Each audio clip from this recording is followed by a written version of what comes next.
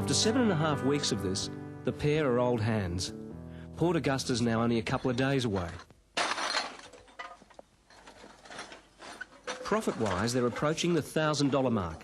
That's 10 weeks' worth of dole checks, but a heck of a lot more satisfying. It's only a matter of lasting the distance, a mere 100 kilometres.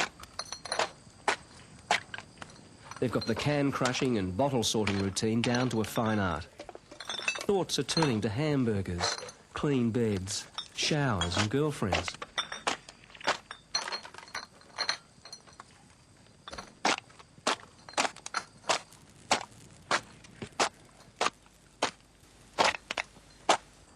Two months on the road has changed Phil and Nick's attitudes and made them angry at some of their fellow Australians. There's plenty of organisations that do their bit to keep Australia beautiful, but as far as these two men are concerned, the onus gets back to the individual.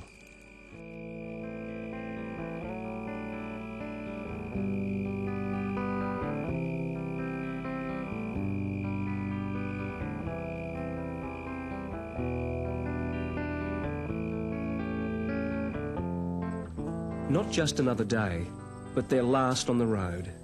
They've travelled almost 1,400 kilometres and made in excess of $1,100. That's well and truly paid for the trip and left them with a hefty $500 profit on top. Nick was trying to cover the distance as quickly as possible, although he was feeling a bit sad that it was coming to an end. There wasn't much for them to do work-wise. This stretch is someone else's territory. Two elderly men clean up once a month. But it didn't matter anyway. Phil and Nick weren't going to be greedy. Just a few more Ks and we'll be rolling into Port Augusta. Doing it easy. It's good to be laughing about the things that might have happened rather than using those same fears as an excuse not to go in the first place. No one got sick, except for the odd hangover, and no one got bitten by a big black snake or run over by a road train.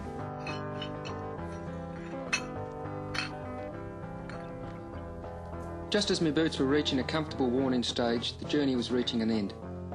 For 2 months, we'd been walking along the same stretch of road. I had a lot of time to think about what I might do in the future and felt happy with what we had achieved. It had been far from easy, but it reinstated a confidence I had lost while being out of work. I know one thing for sure, you get from life what you put into it.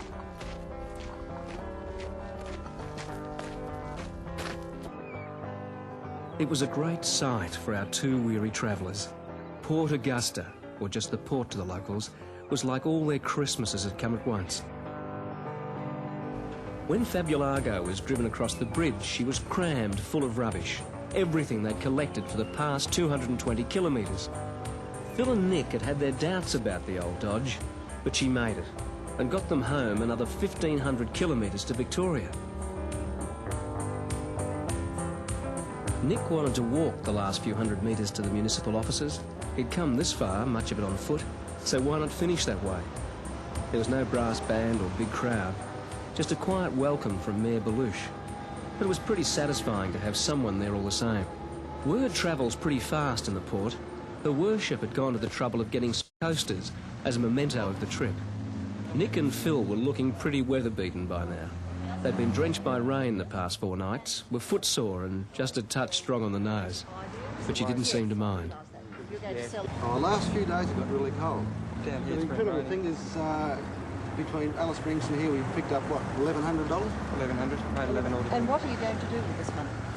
Well, we're going to give it donate it to a charity, but we found lots of little community hotels along the way, and they were very short of finance, and so we had to give them some support. You did?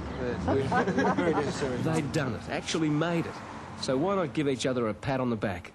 We made it too, we made it. Two unemployed blokes had found their own work, cleaned up a small part of the outback, and had a holiday at the same time. It was a slow but very satisfying drive home. Well, what are we going to do now, Phil? Well, what do you reckon we head over the west, son? Get stuck into the gold. What do you reckon? What, another get-rich-quick scheme? No, but it's better than going back on the Dalton. What about a job? What a steady job.